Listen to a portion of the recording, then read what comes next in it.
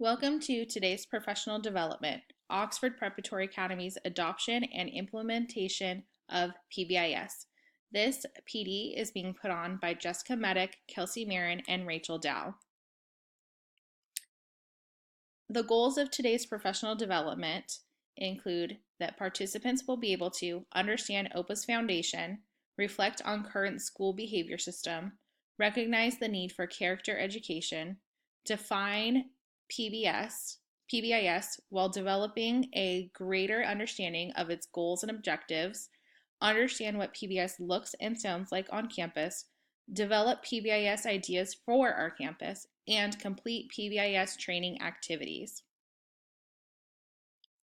The foundation. It is very important to understand the foundation of OPA and what is written in our charter. Our mission statement states, "We believe that all students are unique and gifted individuals. We are committed to working collaboratively to develop lifelong learners in a safe and caring educational environment where students are challenged, scholarship is expected, and differences are valued." Our student goals include high academic achievement, respect for others, integrity of character, a spirit of unselfishness, physical vigor, and potential for leadership. Our mission statement and our student goals really create the foundation of our values of what it is that we find important as a school and an organization. In addition to our foundation, it's very important to understand our student demographics. Our student demographics really give us an overall look at the students that we're serving and the families that we're meeting.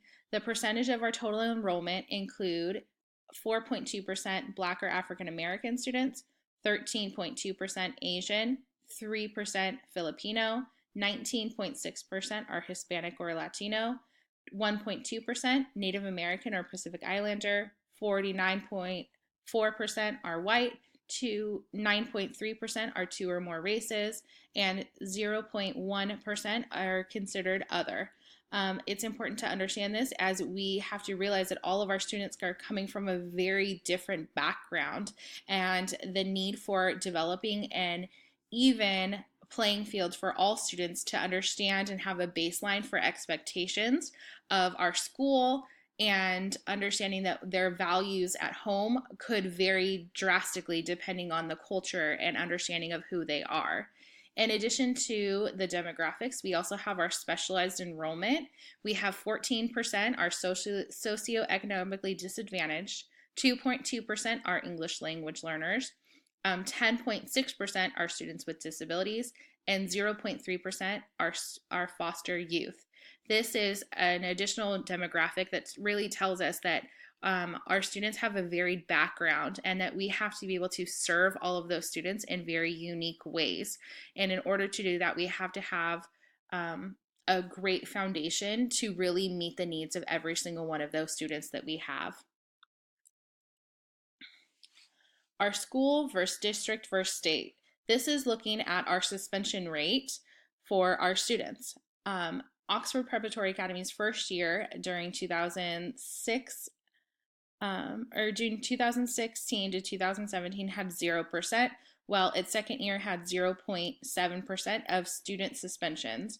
The next is we had the Saddleback Valley District, which saw an increase from 0.12% to 0.18% of students being suspended, while California as a whole went from 3.07% of students being suspended to 3.5% of students being suspended.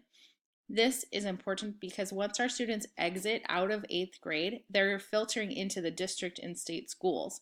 We want them to be prepared as they can to follow the rules, exceed expectations, and be the upstanding citizens once they leave our hands. Our current behavior system. Our school's behavior system includes positive rewards and negative consequences, and this is built within the 10 years of the foundation of our charter.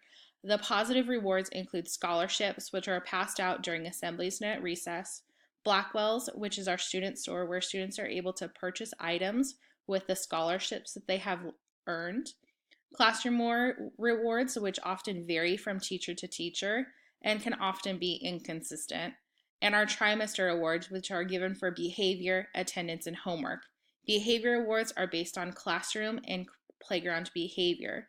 This can vary vastly depending on how students view the trimester awards, and often we have seen that it really comes down to where there can be such negative connotations with students not receiving award that it sometimes really is that students receive the awards because we know that there is going to be negative backlash if they don't receive the awards from parents. The negative consequences that we have include individual classroom consequences, which again can vary from teacher to teacher. And we have playground demerits, which include when students break an OPA rule outside of the classroom, and office referrals, which are given to students who severely break an OPA rule, and in-house suspensions, which are given to students who endanger themselves or someone else. Once again, all of these things are have variables to them, and it's not cut black and white.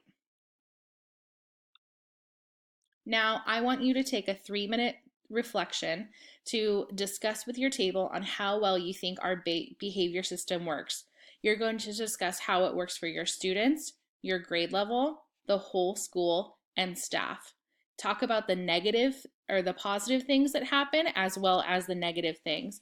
And we're going to come back together and discuss with each other our thoughts, opinions, and your reflections on our current school climate. Now that we have completed our reflection, we have a general consensus that our behavior system isn't necessarily working. We have surveyed numerous teachers and found that our current behavior system has little to no effect on our students, is inconsistently used, and often has limited student buy-in, is subjective to teachers and administration, and it doesn't really change our student behavior. And we've often find that students are not following school and classroom rules. In conclusion, that we found is our current behavior system is not resulting in students demonstrating positive choices on campus, which means that our current behavior system really is failing our school, our teachers, our staff, and most importantly, our students. So what's missing? What we've determined is that we're missing character education. We're going to go ahead and watch this character education video, and we can see what we can do.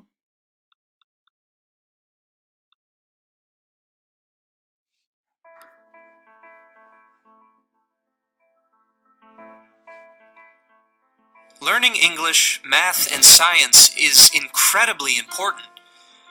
But if we are not educating the next generation to be decent human beings to one another, then what's the point of it all?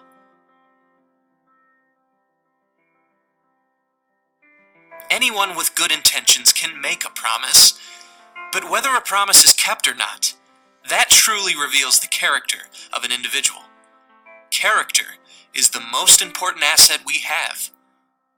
Before we can understand how character and character education can improve our society, we must first understand what it is.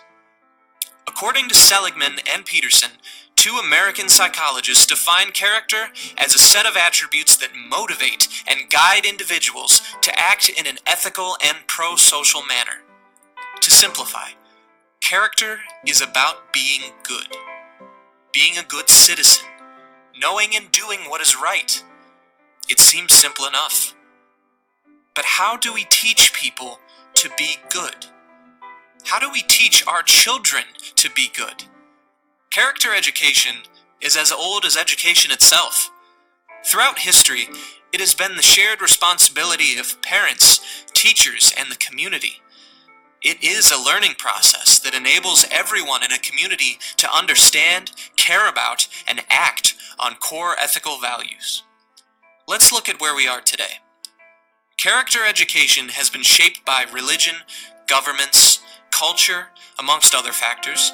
It exists across the globe. For instance, in Japan, it's called moral education. In Slovakia, it's called ethical education. And in Korea, it's called personality education. In the United States, character education is reflected in a historically rich context with advocates such as Plato and Aristotle, who understood that the purpose of education was to train good and virtuous citizens. In the 17 and 1800s, character education was based on biblical doctrine. Over time, it became secularized and slowly faded. However, since the 1990s, we've seen a resurgence in light of school shootings and bullying.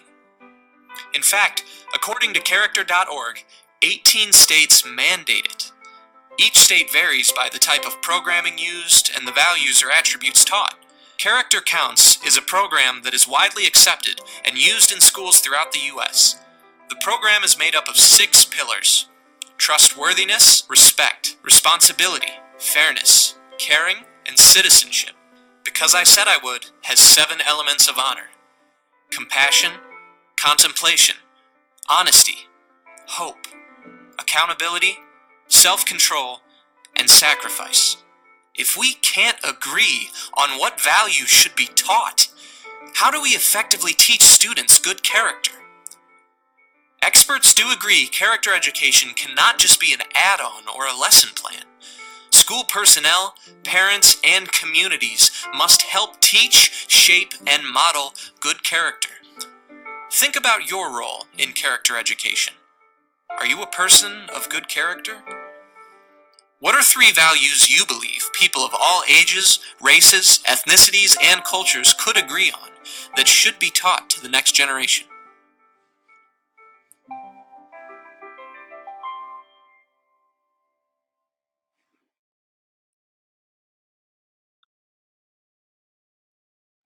So, why we need character education? According to the U.S. Department of Education, in schools, character education must be approached comprehensively to include the emotional, intellectual, and moral qualities of a person or group. It must offer multiple opportunities for students to learn about, discuss, and enact positive social behaviors.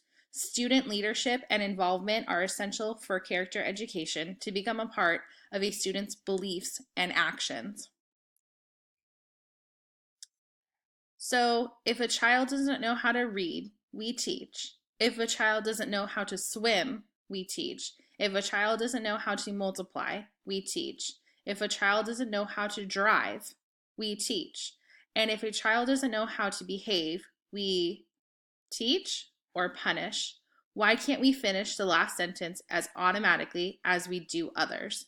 This is why we need to change our current behavior system and implement a positive, rewarding system which allows all of our students to really develop their character education.